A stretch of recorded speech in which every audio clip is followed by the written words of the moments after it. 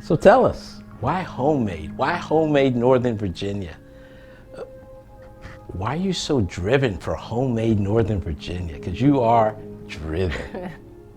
Yeah, I am. I am, a little bit. So HomeAid builds and renovates facilities for other nonprofits. So that's housing and that's programmatic facilities that help people get back on their feet.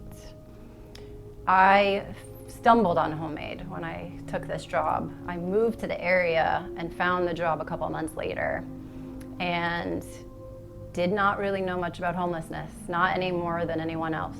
You know, it's an unsheltered person, an unsheltered family, somebody that has fallen on hard times.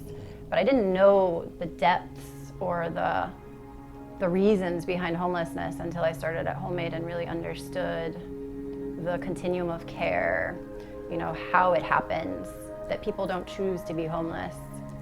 And I stumbled on the job, coming into the area, not knowing anybody, looking for work, looking for nonprofit work. 6 years ago? A lot of nonprofits, yeah, 6 years ago. Okay. Yeah.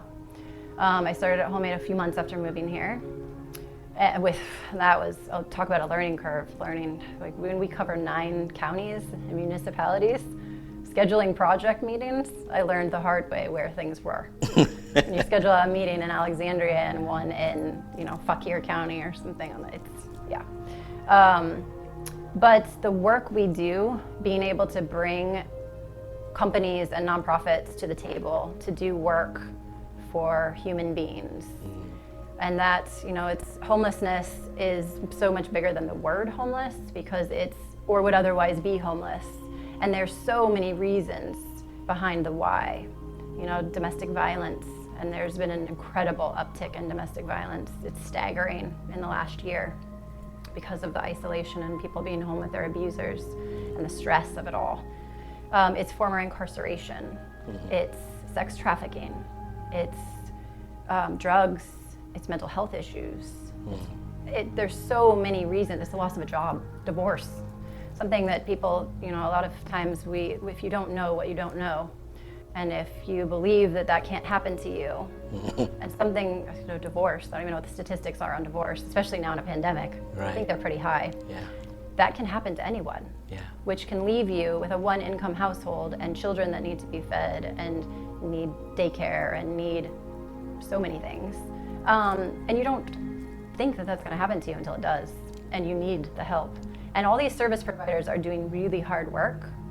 They're strapped with small budgets.